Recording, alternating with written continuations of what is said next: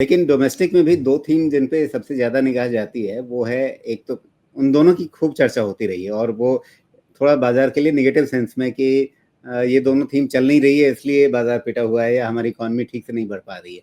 आपने गेस कर लिया होगा, मैं बात करूँगा कंजम्पशन की और कैपेक्स की। अच्छा। इन्हीं दोनों को सबसे मेन विलन बनाया गया कि हमारी अर्थव्यवस्था क्यों सुस्त हो रही है या हमारा बाज़ार क्यों ठंडा पड़ रहा है। क्या ये दोनों ही डोमेस्टिक थीम है?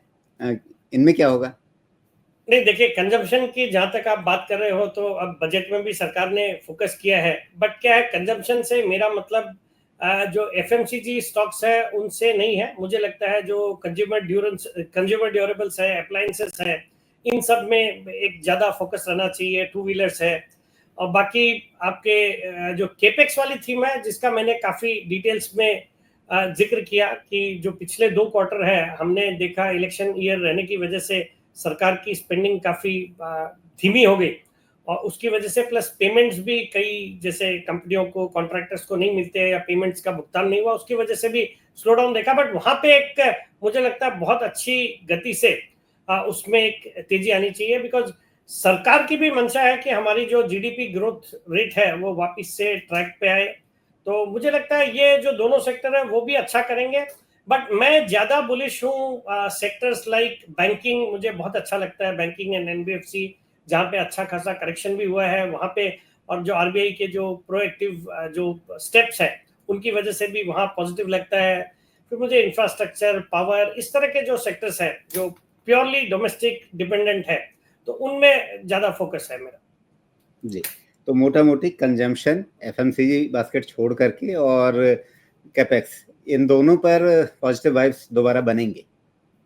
अरे बिल्कुल, वो लगता है कंजम्पशन में, जैसे मैंने जो भी बोला, कंज्यूमर ड्यूरेबल्स है या टू मतलब डिस्क्रिशनरी स्पेंड, ये जो जी। सरकार ने 1 लाख करोड़ का जो तोहफा दिया है, तो उसका जो डायरेक्ट जो होगा, वो लोग जो एक साबुन यूज करते थे वो पैसे हाथ में आ गए तो 2 बार नहाना नहीं लग जाएंगे, तो इस तरह की, या 2 बार टूथपेस्ट यूज करने नहीं लग, या 2 बार करते हैं तो 4 बार नहीं करने लगेंगे।